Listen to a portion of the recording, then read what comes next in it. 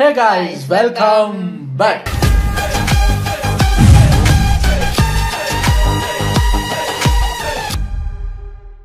இன்னைக்கு நம்ம டிலைட் சினிமாஸ்ல இருந்து ஒரு வீடியோங்க. இது புது வீடியோ. ஏன்னா நேற்று இன்ஸ்டாகிராம் பார்த்துட்டு போகும்போது சடன்னு எல்லா பேஜ்லையும் ஒரு நியூஸ் பரவலாக வருது. இது என்னங்க, எதனால இந்த விஷயம் நடந்தது, சடனாக நடந்திருக்கேன், வாட் அ சடன் சர்ப்ரைஸ் அப்படிங்கிற மாதிரி. இப்போ லோகேஷ் வந்து இந்த படம் கூலியோட எடுத்துட்டாரு. படம் ரிலீஸ் ஆகி ஒரு 5 நாள் ஆயிடுச்சு. அடுத்தது லோகேஷை சொல்லியிருந்தாரு, அடுத்த என்னோட டைரக்ட் ஃபில்ம் கைதி, அதுக்கப்புறம் நானா ஒரு படம் ஹீரோவாக நடிக்க போகிறேன் அப்படின்னு ஒரு அடுத்த லைனப் சொன்னார். அதில் அந்த கைதி படம் கைதி 2 LCUக்குள்ளே வரப்போகுது, அதுதான் அவரோட டைரக்ட் மூவி அடுத்ததுன்னு எல்லாரும் சரி அதை பார்ப்போம் அப்படின்னு இருக்கும்போது ஒரு நியூஸ் உண்மையாக பொய்யானு தெரியல, பஸ் அப்படின்னு போட்டிருக்காங்க. லேட்டஸ்ட் பஸ் என்னன்னு கேட்டால் கமல் சாரோட ஆஃபீஸில் ஒரு மீட்டிங் போயிருக்கு. என்ன மீட்டிங்கு அப்படின்னு பார்த்தா எதனால இந்த டிசிஷனுக்கு வந்தாங்கன்னு தெரியல. லோகேஷ் டைரக்ஷனில் ராஜ்கமல் ஃபிலிம்ஸ் ப்ரொடக்ஷனில் சூப்பர் ஸ்டாரும் கமல் சாரும் சேர்ந்து படம் பண்ண போகிறாங்க. கிட்டத்தட்ட 36 வருஷத்துக்கு அப்புறம் அவங்க சேர்ந்து நடிக்க போகிறாங்க. அதை லோகேஷ் தான் டைரக்ட் பண்ண போகிறாருன்னு எதுவும் வதந்தியா இல்ல உண்மையிலேயே எப்படி இவங்களுக்கு தெரிய வந்திருக்காது? ஏதாவது ட்விட்டர்ல யாராவது ஏதாவது போட்டிருப்பாங்க, அதுல இருந்து சின்னதா அப்படி கொளுத்தி போட்டா போதும், அதுல இருந்து ஃபுல் ஸ்கிரிப்டும் பண்ணிடுவாங்க. இல்லன்னா LCU மாதிரி தெரியல. இப்ப என்னடான்னா எப்படா சூப்பர் ஸ்டாரும் கமல் சாரும் சேருவாங்க ஒரு படம் பண்ணுவாங்கன்னு எதிர்பார்த்துட்டு இருந்த கூட்டம், ஆமா லோகேஷோட அடுத்த ஸ்கேமா அப்படிங்கிற மாதிரி மாறிட்டாங்க. என்னடா இது என்ன எங்க இருந்து இந்த நியூஸ் எல்லாம் எடுக்கிறாங்கன்னு தெரியாம முழு பிதுங்கி இருக்கும்போது டிலைட் சினிமாஸ்ல அதை பத்தி ஒரு வீடியோ, சாரி 36 இல்லையா, ஆஃப்டர் 46 இயர்ஸ் ஆண்டவர் தலைவர் coming together after 46 years, real ஒரு ரூமர் என்ன ஏதுங்கிறது உள்ள போய் பார்த்துடலாம். இது ஷார்ட் 8 மினிட்ஸ் வீடியோங்கிறதுனால டக்குன்னு பார்த்துட்டு போயிடலாம். ரெடி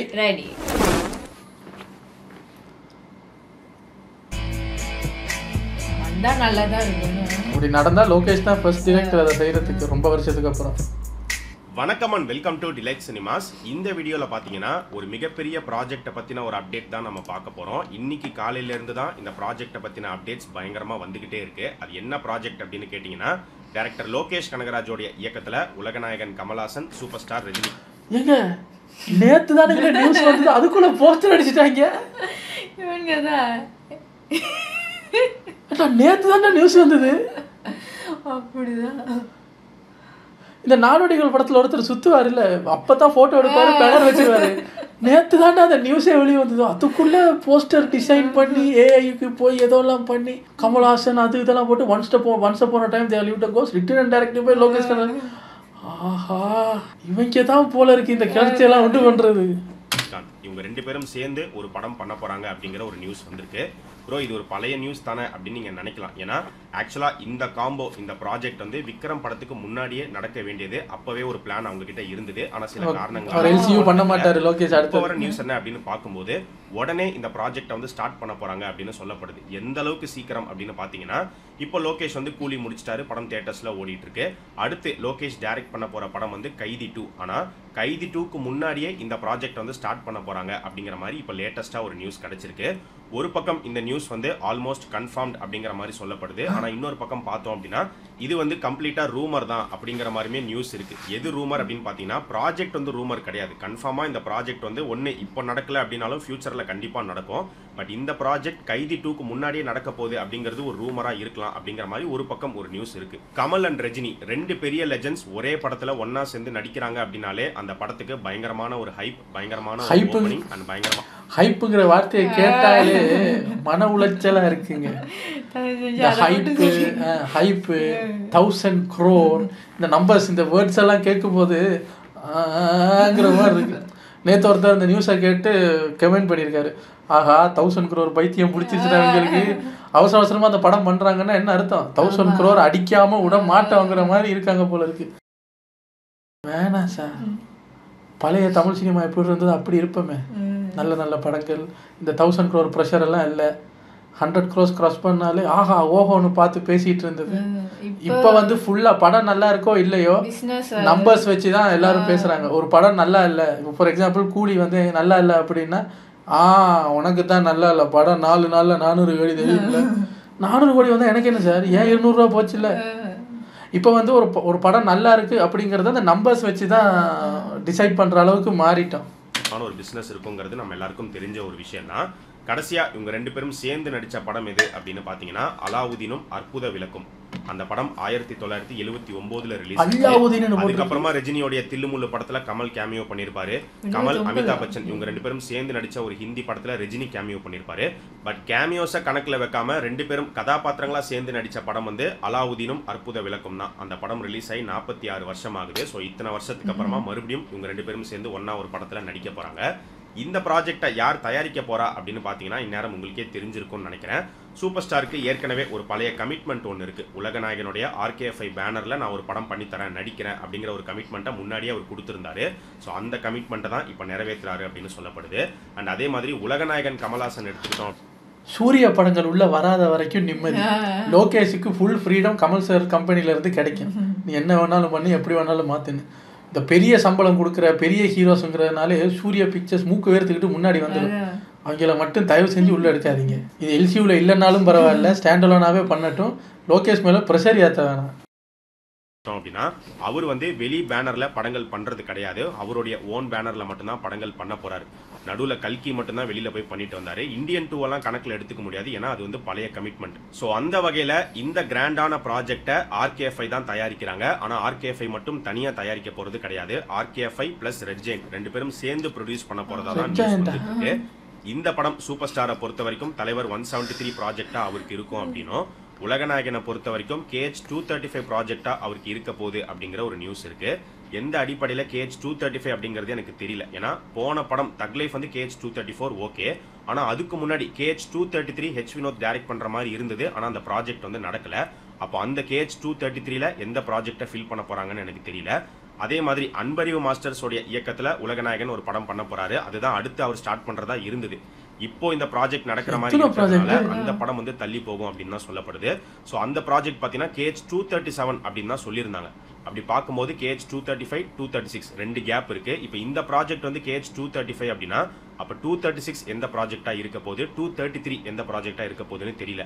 ஒருவேளை இந்த கேப்ல தான் இந்தியன் 3யையும் கல்கியும் ஆட் பண்ணுவாங்கன்னு நினைக்கிறேன். இப்படி திடீர்னு சடனா ஒரு நியூஸ் வரதுக்கான காரணம் என்ன அப்படின்னு பார்க்கும்போது இருக்க இடையில ஐயா வாடா போடான்னு எதுவும் சொன்னீங்களா? இந்தியனை பத்தி எதுவும் பேசுனீங்களா? இந்தியன் 3யா வருதா சார்? இடையில இன்னொரு நியூஸும் கேள்விப்பட்டேனே சார், தக் லைஃப் 2 வரப்போகுதா? அதுல கமல் சார் சம்பளமே வாங்கலையா? அதான் நீங்க சம்பளம் வாங்கலைன்னா சார் நீங்க இந்தியன் 3 கூட எடுங்க சார். தக் லைஃப் 2 எல்லாம் வேணாம் சார், அந்த பக்கமே போயிடாதீங்க. இந்தியன் 3 பரவாயில்ல, உனக்கு இந்தியன் 3 வேணுமா தக் லைஃப் வேணுமா அப்படின்னீங்கன்னா நாங்க இந்தியன் 3யவே எடுத்துக்கிறோம் சார். தக் லைஃப் வேணாம் சார், விட்டுருங்க. நான் மறுபடியும் சொல்றேன், இது ரூமராகவும் இருக்கலாம் இல்லை கன்ஃபார்மும் ஆகலாம். நமக்கு என்ன நியூஸ் வருதோ அதை தான் நம்ம ஷேர் பண்றோம். ஸோ ஆக்சுவலாக வந்து பார்த்தீங்கன்னா இப்போ ரீசெண்டாக வந்து லோகேஷ் கனகராஜ் வந்து உலகநாயகன் கமல்ஹாசன் வந்து மீட் பண்ணியிருக்காரு. So Lokesh Kanagaraj, super star, உலகநாயகன் இவங்களுக்குள்ள ஒரு டிஸ்கஷன் வந்து போயிருக்கு. அப்படிதான் இந்த ப்ராஜெக்ட் வந்து அடுத்து உடனே ஸ்டார்ட் பண்ணலாம் அப்படிங்கிற ஒரு முடிவு எடுத்திருக்கிறதா சொல்லப்படுது. ஏன்னா ஏற்கனவே பார்த்தீங்கன்னா கூலி ரிலீஸ்க்கு முன்னாடியே ஒரு இன்டர்வியூல லோகேஷ் கனகராஜ் வந்து சொல்லியிருந்தாரு, அடுத்து மறுபடியும் சூப்பர் ஸ்டாரும் நானும் சேர்ந்து ஒரு படம் பண்ணுறதுக்கான பேச்சுவார்த்தை வந்து போயிட்டு இருக்கு, நாங்கள் பேசிக்கிட்டு இருக்கோம் அப்படிங்கிற மாதிரி அவர் சொல்லியிருந்தாரு. ஸோ அந்த டைமில் கூட இதெல்லாம் நடந்திருக்கலாம் அப்படின்னு நினைக்கிறேன். அண்ட் உலகநாயகன் கமல்ஹாசன் எடுத்துக்கிட்டோம் அப்படின்னா அவருக்கு பயங்கர பிரேக் கொடுத்த ஒரு படம் வந்து விக்ரம்க்கு அடுத்து பார்த்தீங்கன்னா இந்தியன் 2 சுத்தமாக சரியாக போகல, தக் லைஃபும் வந்து சரியாக போகல. ஸோ அதனால மேபி மறுபடியும் லோகேஷோடைய காம்போல ஒரு படம் நடிக்கலாம் அப்படிங்கிற ஒரு முடிவை அவரும் எடுத்திருக்கலாம். ஒரு பக்கம் சோஷியல் மீடியாவில் பார்த்தோம் அப்படின்னா இவங்க 2 பேரும் சேர்ந்து நடிக்கிறாங்க, இந்த ப்ராஜெக்டை சீக்கிரமே ஆரம்பிக்க போறாங்க அப்படிங்கிற இந்த நியூஸை கேள்விப்படும் போது ஃபேன்ஸ் எல்லாருமே பயங்கர எக்ஸைட் ஆகிறாங்க. ஒரு பாசிட்டிவான ஒரு ரெஸ்பான்ஸ் இருந்தாலும் இன்னொரு பக்கம் குறிப்பா LCU ஃபேன்ஸ் எடுத்துக்கிட்டோம் அப்படின்னா கைதி 2 டிலே ஆகி போயிட்டே இருக்கே, கைதி 2 எப்பதான் வருமா வராதா அப்படிங்கிற மாதிரியுமே ஃபீல் பண்ணி தான் வந்து போஸ்ட்லாம் போட்டுட்டு இருக்காங்க. உங்களுக்கு LCUன்னு ஒன்றை உருவாக்கி கொடுத்ததே கைதி, அவனை தள்ளி வச்சிட்டீங்கல்ல, சட்டு புட்டுன்னு எடுங்க சார். இப்போ super star Kamal sir project வந்தாலும் மறுபடியும் அதே LCU பிரச்சனை உங்களுக்கு வரும். இப்போ கைதி 2 அதை போஸ்ட்போன் பண்ணிட்டு இதுன்னா மறுபடியும் கூலிக்கு என்ன நடந்ததோ திருப்பி நடக்கும். அவ்வளவு எக்ஸ்பெக்டேஷன் வைப்பாங்க, அவ்வளவு கதை உருவாக்குவாங்க, எல்லாம் LCUவோட கனெக்ட் பண்ணி பார்ப்பாங்க. ஏன்னா கமல் சார் இவரும் சேர்றாங்க அப்படின்னும் போது மறுபடியும் நீங்கள் ரிலீஸுக்கு முதல் நாள் கமல் சாருக்கு நன்றி, சூப்பர் ஸ்டாருக்கு நன்றி, இவங்க 2 பேருக்கு நான் கொடுக்குற கிஃப்ட் இது ஒரு ஸ்டாண்டலோன் மூவி அப்படின்னீங்கன்னா திருப்பி உள்ள வருவாங்க. கூலி படத்தோட பிரச்சனையவே உண்டாக்குறதுக்கு இருப்பாங்க. அவங்களா உண்டாக்குறாங்களோ இல்லையோ, நீங்கள் உண்டாக்கிட்டீங்கன்னா அது அடுத்த பெரிய இதாயிரும். அதனால கைதி எடுத்துட்டு தெரியல சார் எனக்கு. நீங்களா ஹைப்பை கொடுப்பீங்க, எங்களை ஒரு மாதிரி சந்தோஷமாக்குவீங்க, அப்புறம் நீங்களா வந்து எங்களை பதட்டத்திலே வச்சுக்கிட்டு நீங்க அது அப்புறம் 237 236ன்னு போய்கிட்டே இருந்தா என்ன சார்? முடியலை சார். இந்த முறை லோகேஷோட எந்த படம் வந்தாலும், கைதியாவே இருந்தாலும், படம் ஒரு டேட்டு ரிலீஸ் ஆகுதுன்னா அது வரைக்கும் எந்த இன்டர்வியூ நீங்கள் 3 ஹவர்ஸுக்கு இன்டர்வியூ கொடுத்தாலும் பார்க்குறதா இல்லை, யாரோட இன்டர்வியூ எதுவும் பார்க்குறதா இல்லை. நேராக போய் ஃபஸ்ட்டு படத்தை பார்த்துட்டு அப்புறம் அவங்க இன்டர்வியூலாம் பார்க்கணும். ஏன்னா ஏற்கனவே பார்த்தீங்கன்னா கைதி 2 வந்து டிலே தான். லியோ முடிச்சுட்டு லோகேஷ் கனகராஜ் வந்து கைதி 2 தான் ஆரம்பிக்க வேண்டியது. அப்போ தான் நடுவில் சூப்பர் ஸ்டார் உள்ளே வந்து அவர் சைட்லேருந்து ட்ரீம் வாரியர்ஸ் கிட்ட பேசி டைம் வாங்கி தான் இப்போ கூலி படத்தை எடுத்து முடிச்சு ரிலீஸ் பண்ணியிருக்காங்க. இந்த தடவை வர நியூஸ் என்ன அப்படின்னு பார்த்தீங்கன்னா, இப்போ இந்த ப்ராஜெக்ட்டுக்கு வந்து மறுபடியும் சூப்பர் ஸ்டாரால் ட்ரீம் வாரியர்ஸ் கிட்டயோ கார்த்திகிட்டயோ பேச முடியாது. ஏன்னா ஆல்ரெடி அவர் பேசி டைம் வாங்கியிருக்காரு. ஸோ இந்த தடவை உலகநாயகன் கமல்ஹாசன் வந்து டேரெக்டாக கார்த்திகிட்டையும் ட்ரீம் வாரியர்ஸ் கிட்டையும் பேசியிருக்காரு. பேசி அவங்களும் வந்து இப்போ ட்ரீம் வாரியர்ஸ் வந்து லோகேஷை பார்ப்பாங்க. சூப்பர் ஸ்டாரை விட்டு பேச விட்டுவிட்டு அப்புறம் கமல் சார் எங்களுக்கு யாருக்கிட்ட நோ சொல்ல முடியாதோ அவங்களெல்லாம் வச்சு பேசி டைம் வாங்கிக்கிறேன். ஆக நீ கைதி 2க்கு வர மாட்டீங்கள? ரைட்டு ரைட்டா ரைட்டு ஒத்துக்கிட்டாங்க. ஸோ அதனால தான் கைதி 2க்கு முன்னாடியே இந்த ப்ராஜெக்ட் நடக்க போகிறதா இப்போ நியூஸ் வந்துட்டு இருக்கு அப்படின்னு சொல்லப்படுது. என்னதான் கைதி 2 தள்ளி போயிட்டே இருக்கே அப்படிங்கிற ஒரு வருத்தம் இருந்தாலும் கைதி 2 டிலே ஆகிறதுலையும் ஒரு லாபம் வந்து கார்த்திக்கும் இருக்குது, ட்ரீம் வாரியர்ஸ்க்கும் இருக்குது, அந்த படத்துக்கும் இருக்குது. எந்த வகையில் அப்படின்னு பார்த்தீங்கன்னா, லோகேஷ் கனகராஜ் அவருக்குன்னு ஒரு பிஸ்னஸை அவர் கிரியேட் பண்ணி வச்சிருக்காரு. கடைசியாக அவர் எடுத்த 3 படங்கள் விக்ரம், லியோ, கூலி. இத்தனைக்கும் லியோ, கூலி ரெண்டுத்துலையுமே பார்த்தீங்கன்னா மிக்சட் ரெஸ்பான்ஸ் அப்படின்னு தான் இருந்தது. அப்படி இருந்தாலுமே கடைசியாக அவர் டைரக்ட் பண்ண 3 படங்களும் வேர்ல்டு வைட் பாக்ஸ் ஆஃபீஸில் 400 கோடிக்கு மேலே கிராஸ் பண்ணி போயிருக்கு. ஸோ அதனால கைதி 2 எடுக்கிறதுக்கு முன்னாடி இப்போ உலகநாயகன் கமல்ஹாசன், சூப்பர் ஸ்டார் ரஜினிகாந்த் இவங்க 2 பேரும் சேர்த்து வச்சு ஒரு படம் பண்ணார் அப்படின்னா நிச்சயமாக அது பயங்கர கிராண்டான ஒரு ப்ராஜெக்டாக தான் உருவாகும். இந்த யாரோ ஒரு தற்கூரி இன்டர்வியூவர் லோகேஷ் இன்டர்வியூ பண்ணும்போது லூஸு தனமாக ஒரு கேள்வி கேட்டிருந்தாரு. லோகேஷ் அதுக்கு சூப்பர் பதில் கொடுத்தாரு. ஸோ இப்போ ஃபஸ்ட் நீங்கள் கார்த்தி சாரை ஒரு படம் பண்ணதுக்கப்புறம் பெருசாக நீங்கள் அதுக்கப்புறம் பெரிய பெரிய stars Vijay, Kamal sir, super star இந்த மாதிரி பெரிய பெரிய ஸ்டார்ஸோட படம் பண்ணிவிட்டு முதல் டாப்பில் இருக்கிற ஸ்டார்ஸோட படம் பண்ணிவிட்டு இப்போ மறுபடியும் கீழே வந்து கார்த்தியோட படம் பண்ணுறதுக்கு உனக்கு எப்படி இருக்குன்னு உனக்கு எவ்வளவு மண்டகானா? அவர் அவங்களையெல்லாம் பார்க்குறதுக்கு மூலதனமே அந்த ஆளு தான். ஐயா புது டைரக்டர் எதுக்கு சார் நான் சான்ஸ் கொடுக்கணும்? ஒரு மாநகரம்னு ஒரு படம் பண்ணியிருக்காருன்னதுக்கப்புறம் எதுக்கு சார் நான் கைதி சான்ஸ் கொடுக்கணும்னு அவர் நினைச்சிருந்தா அவர். ஆனால் லோகேஷ் சூப்பராக பதில் சொன்னார். நான் ஒரே ஒரு படம் பண்ணின ஒரு டைரக்டருக்குன்ற ஒரு இதுக்கு அந்த ஒரு நியூ ஃபேஸுக்கு கைதி மாதிரி ஒரு அதில் ஹீரோயின் இல்லை பாட்டு இல்லைன்னு சொல்லி அதெல்லாம் ஓகேன்னு ஒத்துக்கிட்டு வந்த அவர் தான் இப்போ எனக்கு பெரிய ஸ்டாராக தெரியல. இவங்க எல்லாரையும் விட எனக்கு பெரிய ஸ்டாருன்னா அவர் தான். சூப்பர் பதில் கொடுத்தாரு. என்ன முட்டாள்தனமான கேள்வி கேட்குறாங்க பாரு. சாலிடா என்ன கேட்டிங்கன்னா அந்த படம் நல்லா இருக்குது, நல்லால சுமாராக இருக்குது. எப்படி இருந்தாலுமே அந்த படம் வந்து 800 கோடிக்கு மேலே ஈஸியாக கிராஸ் ஆகும். என்ன கேட்டால் 1000 கோடியே அடிச்சிடும். அதுக்கு தான் இவங்களும் பிளான் பண்ணுறாங்க. ஸோ அவ்வளோ பெரிய பாக்ஸ் பிளான் பண்ணுறீங்களா? போனார்னா நிச்சயமாக கைதி 2 உடைய பிஸ்னஸ் வந்து வேற லெவலில் இருக்கும். அண்ட் சினிமாவாகவும் பார்த்தீங்கன்னா ஏற்கனவே அதில் எல்சியூ ஃபேக்டரி இருக்குங்கிறதுனால எல்லாத்தையும் கிண்டி போட்டு பயங்கரமாக ப்ரெசென்ட் பண்ணிடுவார். 1000 கோடியை அடிச்சே ஆகணும் அப்படின்னு முடிவு பண்ணிட்டாங்க போல. ஸோ ஒரு பக்கம் இந்த நியூஸ் சோஷியல் மீடியாவில் எப்படி பார்க்கப்படுது அப்படின்னு பார்த்தீங்கன்னா, மறுபடியும் லோக்கி இவங்க 2 பேரை வச்சு 1000 கோடி ரூபா ஸ்கேம் பண்ண போறாரு. ஆக்சுவலாக இப்போ கூலி படத்தையே ஸ்கேம்னு தான் சொல்லிக்கிட்டு இருக்காங்க. எல்சியூவே வந்து பார்த்தீங்கன்னா அதுவும் ஒரு வகையான ஸ்கேம் அப்படின்னு தான் வந்து நிறைய பேர் சொல்லிக்கிட்டு இருக்காங்க. ஸோ இந்த படமும் இப்போ கமல் ரஜினியை வச்சு ஒரு படம் பண்ணுறாரு அப்படின்னா வெறும் கமலும் ரஜினியும் மட்டும் இந்த படத்தில் இருக்க போகிறது கிடையாது. கூலி படத்துக்கு என்ன பண்ணாங்களோ அதே தான் இந்த படத்துக்கும் நடக்கும். மலையாளத்திலிருந்து தெலுங்குலேருந்து பார்ப்பாங்க.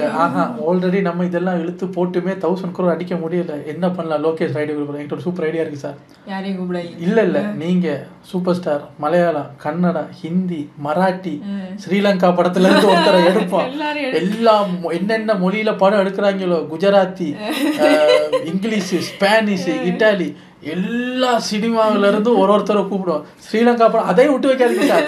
ஸ்ரீலங்காவில் ரஞ்சன் ராமநாயக்க சூப்பர் ஸ்டார்னு ஒருத்தர் சுற்றிக்கிட்டு இருந்தான். அந்த ஆளை இழுத்துட்டு வந்து ஒரு கேமியா பண்ண வைப்பான். அப்போ பார்த்தா படம் ஃப்ரேம் ஃபுல்லாக க்ரௌடாக இருக்குமா. படம் பார்க்க போனது 1000 பேர். அதான் படம் பார்க்க போனது தியேட்டருக்குள்ள ஒரு 1000 பேர் உட்காந்துருக்காங்களா. ஸ்க்ரீனில் பார்த்தா 10,000 பேர் நடிச்சுக்கிட்டு இருக்காங்களா. எப்படி இருக்கும்?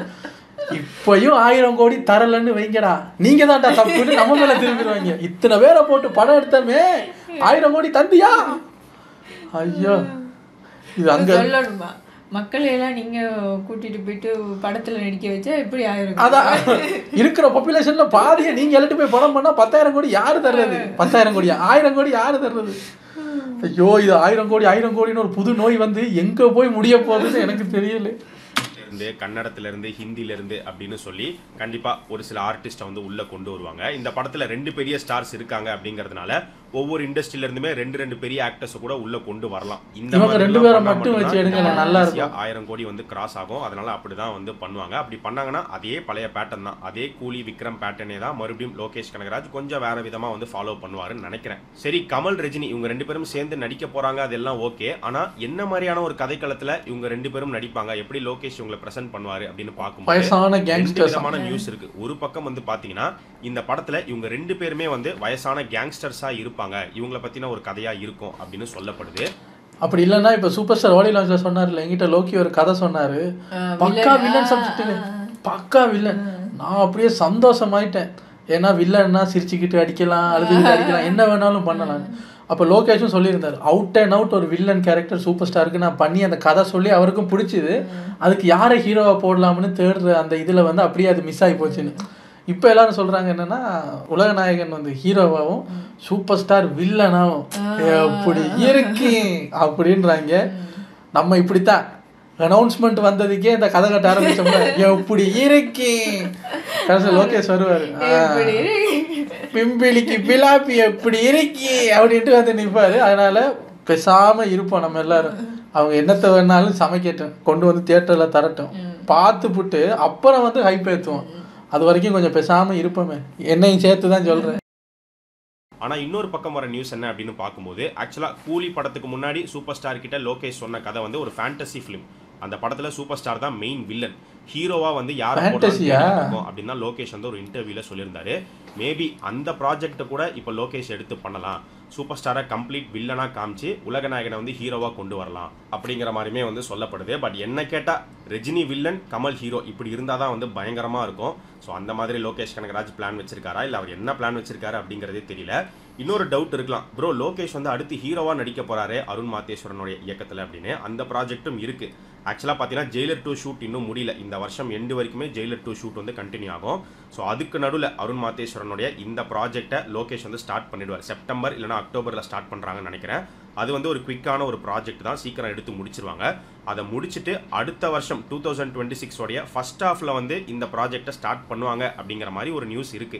ஸோ நீங்க இந்த ப்ராஜெக்டை பத்தி என்ன நினைக்கிறீங்க? இப்போதைக்கு இந்த மாதிரி போக போக தான் இந்த நியூஸ் எந்த அளவுக்கு உண்மை இல்லை இது ரூமரா அப்படிங்கிறது நமக்கு தெரிய வரும். அண்ட் இதே மாதிரி வேற எந்த காம்போ ஒன்று சேர்ந்து நடிச்சா பயங்கரமா இருக்கும். என்ன கேட்டீங்கன்னா விஜய் அஜித் தான் நான் சொல்லுவேன். விஜய் ஹீரோ அஜித் வில்லனா ஒரு படம் மட்டும் வந்துச்சு அப்படின்னா வேற லெவல்ல இருக்கும். ஆனா கண்டிப்பா அது வரப்போறதே கிடையாதுங்கிறது நம்ம எல்லாருக்கும் தெரிஞ்ச ஒரு விஷயம் தான். ஸோ நீங்க உங்களுடைய கருத்தை இந்த வீடியோவுடைய கமெண்ட் செக்ஷன்ல சொல்லுங்க. ஒரு கருத்துன்னு சொல்றதா இல்லை, ஒன்றும் நினைக்கிறதா இல்லை. இப்போ இந்த வீடியோவை நான் மறந்துட்டேன். ஆமாம், என்ன வீடியோக்கு ரியாக்ட் பண்ண ஏதோ ஒரு வீடியோங்க. இந்த இந்த ஹைப் உலகத்துக்குள்ளே வரலை. இப்போ அவங்க ஸ்டார்ட் பண்ணாலும் லோகேஷ் மறுபடியும் என்னோட 2 வருஷத்தை இந்த படத்தில் போட்டிருக்கேன்னு, நமக்கு 38 வயசு ஆகும்போது தான் அந்த படம் வரப்போகுது. அது வரைக்கும் படம் வர்ற வரைக்கும் நம்ம வாழ்க்கையை பார்ப்போம். ஒரு வருஷத்துல எடுத்திருந்தா இந்த வருஷம் ஒரு படம் வந்திருக்கேன், எடுத்திருந்தா வந்திருக்கு தெரியல. நீங்கள் எடுங்க, எடுக்காம போங்க, சூப்பர் ஸ்டார் வச்சு பண்ணுங்க, கமல் சார் வச்சு பண்ணுங்க, ஹைப் ஏற்றி எங்களை சாவடிக்க வேணாம். இந்த வாட்டி 2 வாட்டி லெசன் லேர்ன் பண்ணிட்டோம். நாங்கள் ஹைப் ஏற்றுறதாவே இல்லை. சூப்பர் ஸ்டாரே வில்லனாக இருக்கட்டுமே, சூப்பர் ஸ்டாரை டபுள் ரோல் நடிக்க வைங்க, Kamal sir villain, super star ஹீரோன்னு கூட சொல்லுங்க, வேணாம், ஹைப்பே வேணாம். அது ஒரு பெரிய லெசன் லேர்ன். ஹைப்பை ஏற்றி ஏற்றி ஏற்றி உங்களையும் ப்ரெஷர் ஆக்கி இவங்க இப்படி ஹைப் ஏற்றுறாங்களேன்னு நீங்கள் டென்ஷன் ஆகி தப்பாக எடுத்து வச்சு எல்லாத்தையும் வேணாம். அதனால் நீங்கள் ஒரு ப்ரெஷரும் இல்லை. என்ன எடுக்க வேணுமோ எடுங்க, தியேட்டருக்கு கொண்டு வாங்க, நாங்கள் வந்து பார்க்குறோம். பார்த்துட்டு அதுக்கப்புறம் வேணால் அப்ரிசியேஷன் போஸ்ட்டு ஹைப்புன்னு அப்புறம் பார்த்துக்கலாம். இப்போ நான் மறந்துட்டேன். ஆமாம், நீ யாரு? ஓ, நம்ம சேனலா? உங்களை அடுத்த வீட்டில் வந்து சந்திக்கிறேன். Take care.